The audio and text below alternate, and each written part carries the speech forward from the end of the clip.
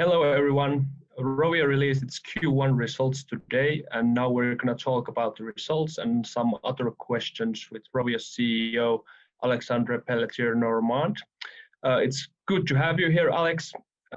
Could you first tell us a little bit how was Rovio's Q1 performance? Well, thank you for having me again. Yeah, Q1 was very exciting for us. There was a lot of things happening, and it was exciting for three main reasons. And if I list them quickly, the portfolio of live games performed well during the quarter. We actually released a new game recently. It was beginning of Q2, but we worked for the release of that game during the whole Q1. And then finally, there's more coming. Our pipeline of new game is actually very lively. We have 2 new games right now in soft launch. So maybe I can go a little bit more in details on those 3 points, right?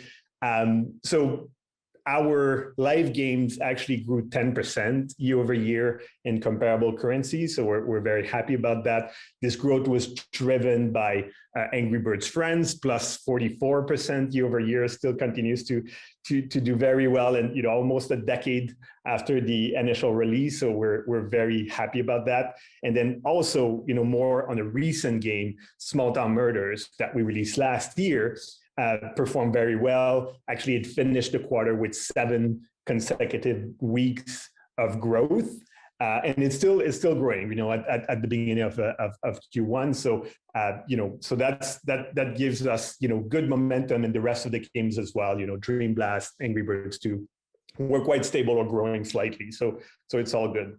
And then the second point that I mentioned was about launching a new game, so Darkfire Heroes. That's super exciting because it's a new entry for us in this action RPG segment, and it's also a new studio that joined us less than a year ago, right? So we're very happy and excited to be entering this part of the market. And then there's more coming. We have 2 new games in soft launch with Angry Birds Journey that started soft launch in January, and then Supernatural City that just started soft launch earlier this month. So as you see, a lot of different things happening. Yeah, there is definitely lots of happening. About the Darkfire Heroes launch, it was launched 2 weeks ago. Can you say anything about how it's like the first perception from the players, and are you still trying to scale up the game gradually by looking at the data and increasing the UA in the coming quarters? Yeah, that's a very, very good question because, as I said, this is a new genre for us. So that means several things. First of all, it is very hard at this very moment to know exactly how much we're going to be able to scale it. We have signs. The game has been in soft launch for a while, so we know more or less the KPIs, and we see how engaged players how it was received as well by the press. Generally speaking, it was a very, very good reception. We know that we have an official Discord channel. There's about 10,000 players that joined it. So not only do they talk about the game in the game, but also outside the game. So it's very encouraging to see what's going on there. In average, people are playing 4 sessions per day, about 40 minutes per day as well, and this is growing. But yeah, those are all kind of heuristic. We know that those things are happening, but it's hard to know the exact scale we're going to reach. And as you said, the strategy from a UA perspective for this game will be to go gradual, because we need to learn how to operate and market this type of game. And this is normal. This takes some time, so we expect that it will take a few quarters to scale it. All right. Then I was going to ask you about some other highlights from your games portfolio, but I think you mentioned already some, but let's still talk about Angry Birds Friends. It's still quite amazing that you don't use any user acquisition for the game, and still it grows over 40% year on year. How is that possible? Yeah, that's very interesting. We worked a lot in the past few years to improve the game, and we're not out of ideas. We still have we have 70,000 people joining the game on a daily basis. So right now the team is working on the early retention to make sure that we keep the maximum number of those players. We have a number of players that are so engaged and that love this game that have been playing for a while. Actually, we have a third of our players in that game that joined in more than 2 years ago, and that they continued playing. So really very good for us to see that the community continues to be engaged, and to see that a game like that was released 9 years ago continues to perform so well, and finish Q1 with its best quarter in more than 2 years. All right. Let's then talk about Apple's new privacy policy. I think it took place now on this Monday. So what is like your latest view, how it's going to affect your business?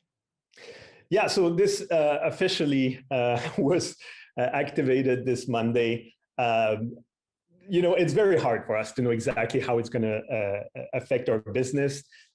What we do know is that we prepared for that, right? So I think there's one thing to keep in mind to really understand what's happening there. So ATT is expected to have an impact on digital advertising, especially for games that go after a niche audience. And that's very important to keep in mind. And we're in a good position mainly because of two things. First of all, our games were pretty good in games that are broad appeal, right? So for instance, in the puzzle segment. So those games are pretty much the opposite of niche games.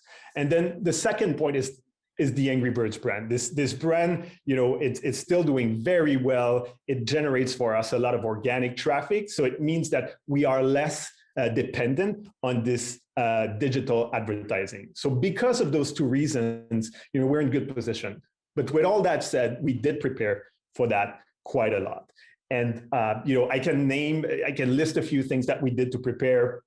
That's not extensive by any means, but we made sure to have more network for advertising, so that way if we see that one of them is performing better than another, then we'll be able to take advantage of those opportunities.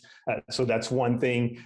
We changed our marketing campaign to make them more, broader appeal, to take advantage of this situation. We also adapted our game, changed our game so that they can adjust to a broader audience. We see in a game if you want harder difficulties or easier difficulties or something like that. So the game adapts. And then finally, we worked on our own network of users to optimize, what we call cross promotion. So if we do acquire a player in our network, we want to make sure we keep that player and offer the game, so that we maximize the value of that player in those networks. So we really worked a lot on that in the past few months. So let's see how this unfolds. This is still unclear at this point, but we're in a good position. Yeah, interesting times from that perspective as well. Definitely. You kept your 2021 outlooks unchanged. So can you give us a small reminder what to expect from the rest of the year? Yeah, I mean, we didn't change the outlook, as you said. I mean, this is an interesting year because we have a new game on the market. We have games in soft launch as well, and then this ATT policy change is also creating some question marks on the market. So we do believe that we're in a good position, but it's very hard for us to give exact numbers. All right, thanks, Alex, for the interview. My pleasure.